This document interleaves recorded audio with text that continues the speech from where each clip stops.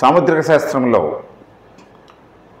ప్రతి వ్యక్తికి తమ అరచేయి తాము చూసుకుని తమ అరచేతిలో ఉన్నటువంటి లక్షణాలు ఏ విధంగా మనకి అప్లై అవుతాయో తెలుసుకోవడానికి వీలుగా సాముద్రిక శాస్త్రాన్ని సంక్షిప్తపరిచి మీకు ఈ ఛానల్ ద్వారా తెలియజేస్తున్నాను. ఇప్పుడు ఈ 5వ భాగంలో మనకి అరచేతిలో రకములు కొన్నిటిని మనం ప్రాథమిక హస్తం, చతురస్రాకార హస్తం, కొనలు విస్తరించిన హస్తం, వేదాంత విజ్ఞాన హస్తం మనం తెలుసుకున్నాము. ఇప్పుడు కళాహస్తము.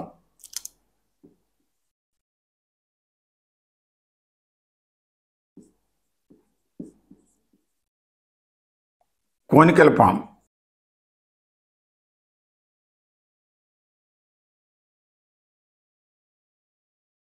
కళాహస్తం, కోనికల పాము. కోన్ అంటే శంఖాకృతిలో ఉంటుంది. శంఖము కింద వెడల్పుగా ఉండి పైకి వెళ్ళేసరికి కొన తేలినట్టు ఉంటుంది శంఖాకృతి. మీరు చూడొచ్చు, ఇది ఇలాగ చూస్తే ఒక శంఖం కోన్ లాగా కనిపిస్తుంది. అంటే అరచేతి యొక్క ఈ దిగువ భాగము కంటే ఇక్కడ కొద్దిగా వెడల్పు పెరిగి క్రమానుగతంగా ఈ పైవే చివరికి వచ్చేసరికి శిఖరంలాగా, ఇలాగా తమలపాకులాగా, శంఖంలాగా, అందుకనే దీన్ని కోనికల్ షేప్ పాము అన్నాం.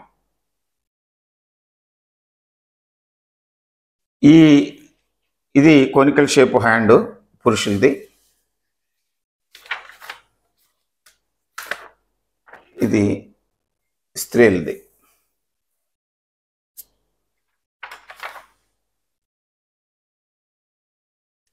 ఈ కోనికల్ షేప్ ఎప్పుడైతే ఉన్నాయో కళాహస్తము ఆ పేరులోనే ఉంది. ఇటువంటి హస్తం ఉన్నటువంటి జాతకులు కళల యందు సంగీతము, సాహిత్యము, నృత్యము, శిల్పకళ, ఇంకా ఈ కళారంగంలో ఉండేటువంటి అనేక విభాగాలలో వీరి యొక్క ప్రవేశము కనబడుతూ ఉంటుంది మనకి. ప్రధానంగా జనబాహుళ్యంలోకి కళల్లో కొంతమంది బిహైండ్ ద కర్టెన్ ఉంటారు, వెనక. అటువంటి వారు చేతిలో కూడా ఈ స్క్వేరు కోనికల్ షేప్ ఉంటుంది. అయితే ఈ చేతికి ఈ రేఖల యొక్క స్పష్టత కలిగి ఉన్నప్పుడు, రవిరేఖ కలిగి ఉన్నప్పుడు వారు సమాజంలో ప్రతి ఒక్కరి చేత గుర్తింపబడి ఈ కళలలో నిష్ణాతులయ్యి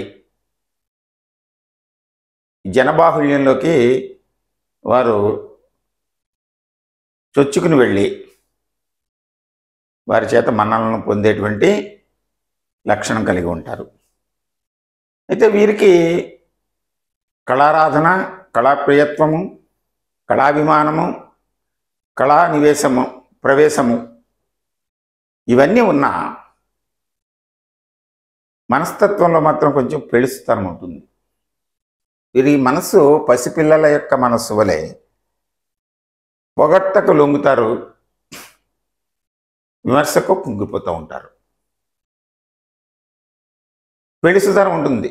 ఇట్టే మనస్సు వికలమవుతూ ఉంటుంది వీరికి. ఇటువంటి జాతకులు ఏదైనా ఒక కార్యక్రమాన్ని ప్రారంభించినప్పుడు దాన్ని అందంగా, సుకుమారంగా, చక్కగా, భౌతిక సంబంధమైనటువంటి సంబంధ బాంధవ్యాలకి ప్రాధాన్యతనిస్తూ తరచూ విహార సుకుమార సౌందర్య పరమైనటువంటి యాత్రలకి వీరు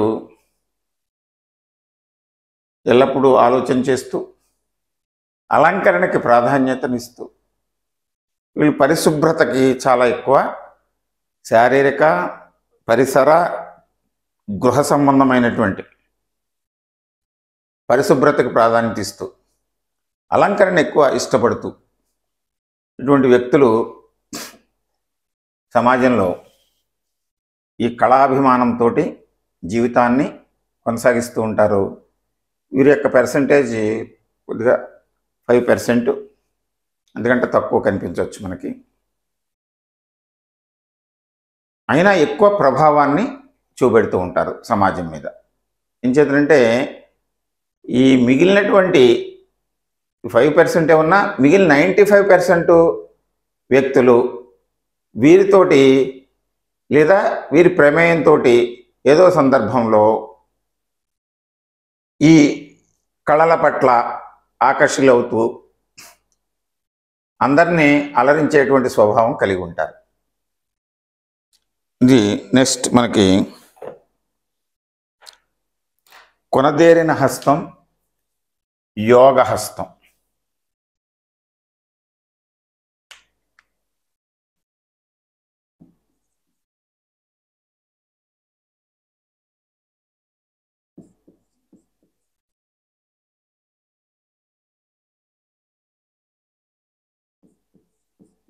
కొనదేరిన హస్తం, యోగ హస్తం,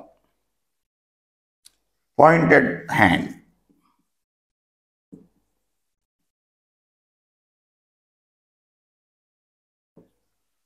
అంటే స్వల్పమైనటువంటి భేదం ఉంటుంది దీనికి, ఈ కళాహస్తానికి కొనదేరిన హస్తానికి.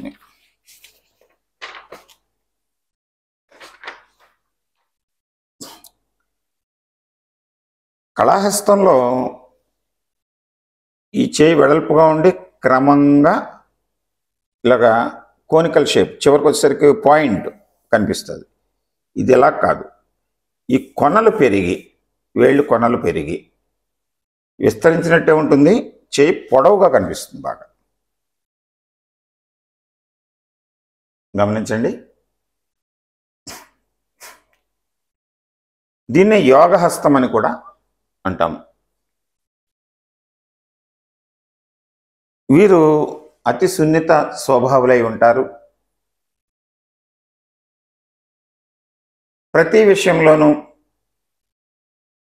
అది శాస్త్రమైన, కళ అయినా, వ్యాపారమైనా, ఏ వృత్తి అయినా దాంట్లో పరిశోధన చేసేటువంటి తత్వం కలిగి ఉంటారు వీరు. అంటే ప్రతిదీ అన్ని ఎక్స్ట్రీమెంట్స్కి తెలుసుకోవాలనేటువంటి కోరిక కలిగి ఉంటారు.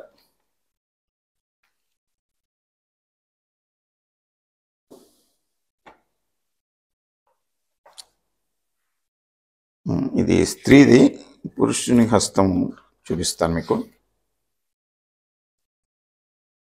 ఆ ఎక్స్ట్రీమెంట్స్ తెలుసుకోవటమే మన పరిశోధన. అంటే ఒక విధంగా వీరు సాధించిన విషయాలకు వెంటనే సంతృప్తి చెందరు. ఇంకా ఏదో చేయాలి, ఇంకా మరికొంత తెలుసుకోవాలి, ఇంకా లోతుల్లోకి వెళ్ళాలి అనేటువంటి భావన ఈ వ్యక్తులకి కనిపిస్తూ ఉంటుంది.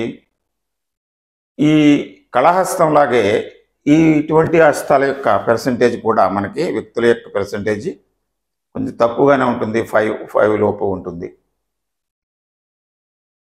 అయినా వీరు సమాజం మీద అత్యధికమైనటువంటి ప్రభావాన్ని చూపిస్తూ ఉంటారు.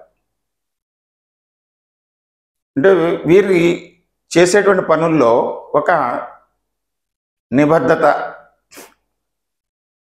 ఒక ఖచ్చితమైనటువంటి స్వభావము, నిర్ణయము ఇవన్నీ ఉండటం వలన ఈ సమాజంలో వీళ్ళు ప్రభావవంతమైనటువంటి వ్యక్తులుగా మనకి కనిపిస్తారు, అరుదుగా కనిపిస్తూ ఉంటుంది.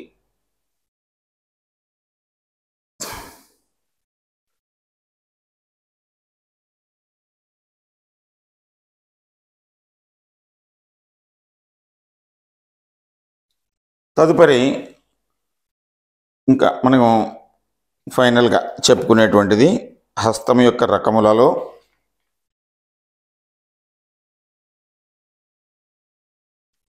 ఏడవ రకము పైనది మిశ్రమ హస్తము.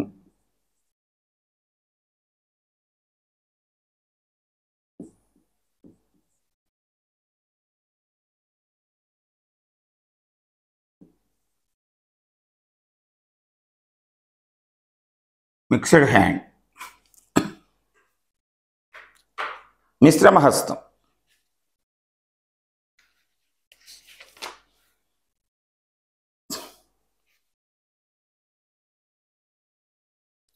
ఈ మిశ్రమ హస్తము అనడానికి కారణం ఏమిటంటే, మనం ఇప్పటివరకు చెప్పుకున్నటువంటి 6 రకాలైనటువంటి హస్తాల్లో ఉండేటువంటి లక్షణాలు దీంట్లో అన్నిట్లోనూ ప్రస్ఫుటంగా కనిపిస్తూ ఉంటాయి. అంటే ఒక వేలు కొనదేరు ఉండొచ్చు, ఒక దేరుకు పాయింటెడ్గా ఉండొచ్చు, ఒక వేలు స్క్వేర్లో ఉండొచ్చు, ఒక వేలు కణుపుల దేరు ఉండొచ్చు.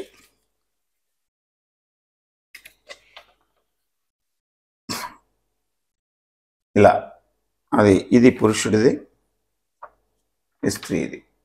ఒకటి వేదాంత విజ్ఞాన హస్తంలో మనకు కనిపించినట్టు కణుపుల దేరు ఉంటుంది, ఒకటి పాయింటెడ్గా కోనికల్గా ఉంటుంది, ఒకటి పాయింటెడ్గా విస్తరించి ఉంటుంది. ఇలాగా ఓవరాల్గా ఈ 6 హస్తాలు మనం ముందు చెప్పుకున్నటువంటి ప్రాథమిక హస్తము,